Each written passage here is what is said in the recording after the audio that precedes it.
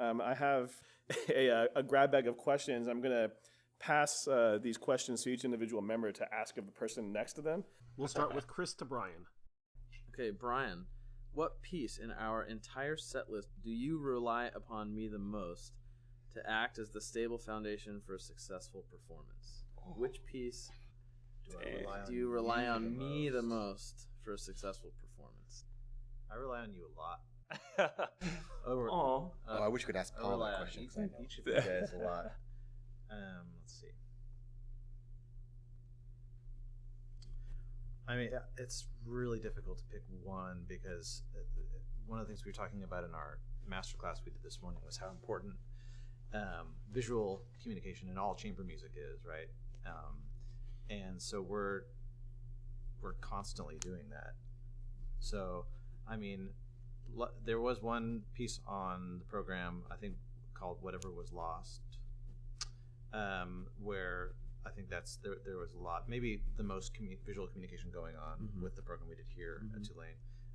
So I'm going to go with that because I can't think of our entire catalog. Whatever was lost never thenceforth mattered. And the composer's there you name. go, by Daniel Webben. There you go. Cool, sweet.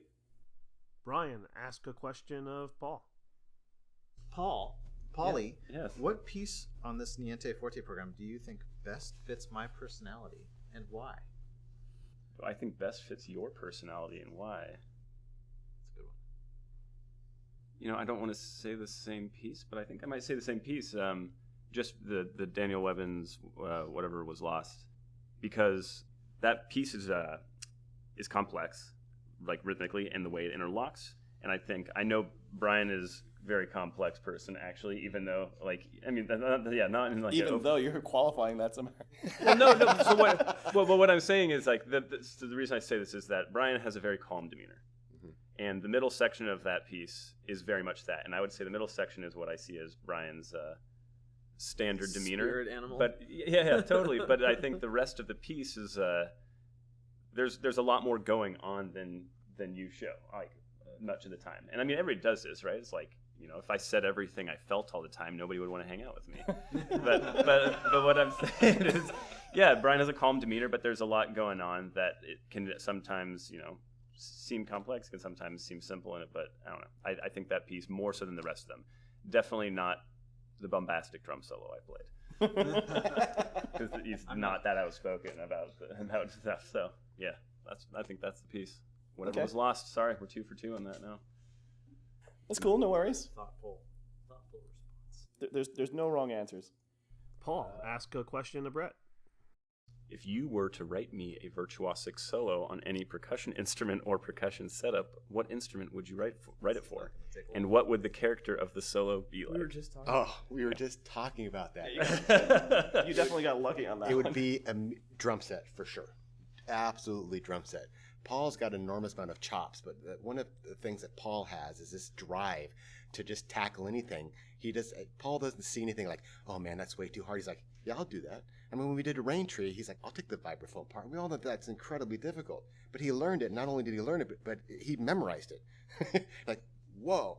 So yeah, the drum set part would definitely have something that can really showcase the player. I mean, you know, you think back to like the classical period and the Baroque period where people would write specific pieces for specific players. If I wrote it on a paper, Paul, he would play it, but he'd also feel comfortable saying, you know, I don't like this part, or this part's awesome. Can you add a little bit more of this in it? But yeah, hands down, drum set's piece. Yeah. I support this 100%. So Of course. Brett, ask a question of Chris. If I told you I wanted to shift my performance career to a non-percussion instrument, what instrument could you immediately see me falling into, and why? Well, so I guess we have to have the debate about piano, because I think you're like, you know, a pretty natural improviser. I think you're a pretty good pianist, so I would say piano. But if we're going to stick piano, or is that like, are we calling that a percussion instrument? What are the rules here? I'm That's calling a it good question. percussion instrument. I think you should pick something. I think you should pick something else too. That feels a little bit too easy since you already is a really good pianist. All right, pick something else. Then I think I would say, if I was having to match Brett's personality to another instrument, I think he'd have to play trumpet. Yes, that's what I was gonna say. Trumpet? I thought you were gonna for Yeah, sure Check out do, how like, fast I trombone, can 'cause it's tongue goofy. this. Yeah. Lick. Check out how fast I can tongue this lick, man. I got double, triple tongue down. Yeah, totally. Look at this high note, but you know, it's got to be tasteful. But man, I can do it. Yeah, seriously. I'm kind of the ensemble clown. And I tend to turn my governor off when I'm around these gentlemen because I know that even if I say something that's kind of off kilter, that they'll be like, "Well, I know what Brett meant." And that's a characteristic of trumpet players.